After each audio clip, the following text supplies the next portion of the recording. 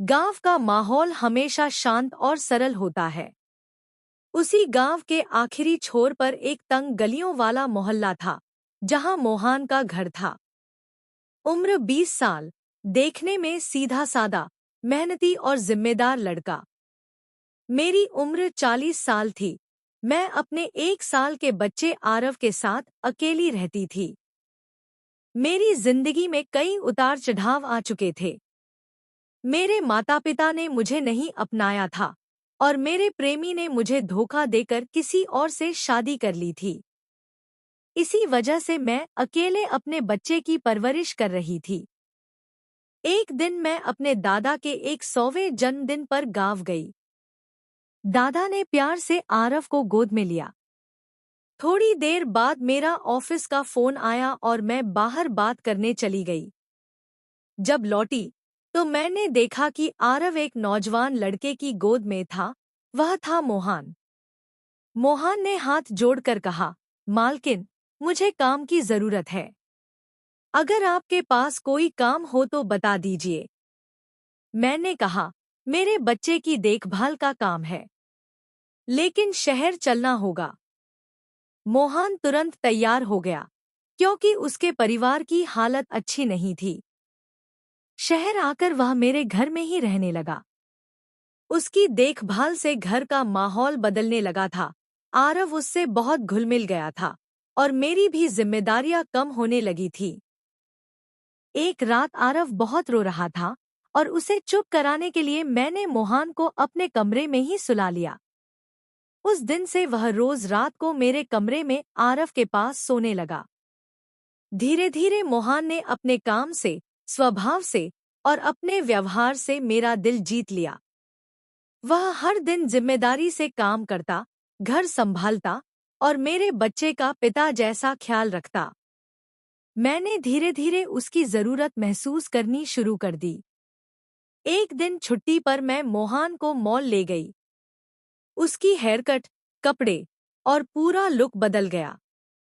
वह अचानक बहुत स्मार्ट और हैंडसम लगने लगा। उसे देखकर मैं खुद भी हैरान थी। वह अब बिल्कुल बदला हुआ दिख रहा था। रात में जब सिर दर्द हुआ तो उसने अपने हाथों से मेरा सिर दबाया और मुझे बहुत आराम मिला। उस दिन के बाद से वह घर के हर काम में मेरी मदद करता और मेरी परेशानियों को बिना कहे समझ जाता। समय बीतता गया और एक दिन मैंने महसूस किया कि मैं मोहन पर पहले से ज्यादा निर्भर हो चुकी हूँ। उसके स्पर्श में, उसके शब्दों में और उसके व्यवहार में एक सच्चाई थी, जिसकी मुझे आदत होने लगी थी। लेकिन उसी बीच मेरी सहेली प्रिया और उसका प्रेमी हमारे घर आए। उसके प्रेमी रोहन ने मेरे प्रति कुछ गलत शब्द कहे और वह बात मोहन को बिल्कुल पसंद नहीं आई। बाद में पता चला कि नशे की हालत में रोहन मेरे कमरे की ओर आया था और मोहन ने उसे रोकते समय उसकी मदद करने की कोशिश में स्थिति बिगड़ गई थी। मैंने रोहन और प्रिया दोनों को समझाया, लेकिन मन ही मन मैं जानती थी कि मोहन गलत नहीं था। एक दिन मैंने मोहन को उसके कमरे में नहाकर बाहर आते देखा। उसका मजबूत शरीर देखकर मैं कुछ पल के लिए खुद को रोक ना पाई। मैंने पहली बार उसे इस तरह देखा था, जवान, आत्मविश्वासी और बेहद सरल। मेरे मन में एक अपरिचित सा कंपन होने लगा था। वर्षों बाद मुझे किसी का साथ अच्छा लगने लगा था। फिर एक रात जब मैं अपने पुराने प्रेमी के धोखे को याद करके जोर-जोर से रो रही थी, तो मोहन ने मुझे संभाला।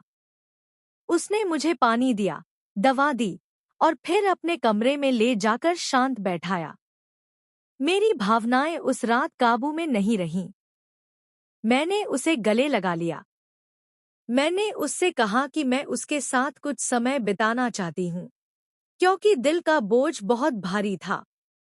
मोहन ने विनम्रता से कहा, मालकिन, मैं छोटा हूँ, मुझे कुछ समझ नहीं आता। लेकिन मैंने उसका हाथ पकड़कर कहा, मोहन, मैं अकेली नहीं रहना चाहती। उस रात मैंने सिर्फ उसके कंधे पर सिर रखकर नींद ली। वह चुपचाप बैठा रहा और मुझे शांत करता रहा। उसने कभी कोई गलत हरकत नहीं की। सुबह वह आरव को दूध पिला रहा था, जैसे हमेशा करता था। कुछ दिनों बाद प्रिया ने मुझे एक वीडियो दिखाया, जिसमें रोहन नशे में लड़खड़ाकर मुझ पर बुरा इरादा रखता नजर आ रहा था और मोहन उसे रोकने की कोशिश कर रहा था। इससे साफ था कि मोहन ने मेरी रक्षा की थी। एक दिन मैंने मोहन को मेरे फोन के पास देखा। वह किसी चीज की खोजबीन कर रहा था। मैंने उससे पूछा कि वह ऐसा क्यों कर रहा है। तब उसने सच बताया। मालकिन, आप जिस आदमी से फिर मिलने वाली थी, वह अब भी आपको धोखा दे रहा था। वह आपके बच्चे को छीनने की कोशिश में था। उसकी पत्नी को बच्चा नहीं हो सकता, इसलिए वह आपसे झूठ बोल रहा था। मैं नहीं चाहता था कि आप फिर परेशान हों। मैंने हक्का बक्का होकर पूछा, तुम्हें मेरे बारे में इतना सब कैसे पता? मोहन ने सिर झुकाकर कहा, आपके बाबा साहब ने मुझे आपका फोटो दिखाया था। उन्होंने ही मुझे आपके पास भेजा था, ताकि मैं आपकी मदद कर सकूं। मैं 20 साल का नहीं, 30 साल का हूं और नौकरी भी करता हूं। मैंने आपकी सुरक्षा और आपके दिल का ख्याल रखने की जिम्मेदारी अपने मन से ली थी। मेरी आंखें भर आईं। मेरे बाबा ने मुझे अकेला नहीं छोड़ा था। मोहन की सच्चाई और ईमानदारी ने मेरा दिल पूरी तरह जीत लिया। मैंने अपनी जिंदगी का दरवाजा मोहन के लिए खोल दिया और आज वह सिर्फ मेरा सहारा नहीं, बल्कि मेरे बच्चे का पिता भी है। हम तीनों एक परिवार की तरह रहते हैं, खुश, सुरक्षित और पूर्ण।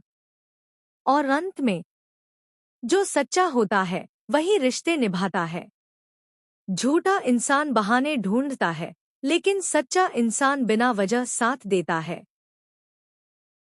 अगला भाग सुनने के लिए इस चैनल पर सब्सक्राइब करिए और लाइक कीजिए और कमेंट में बताएं यह स्टोरी कैसी लगी।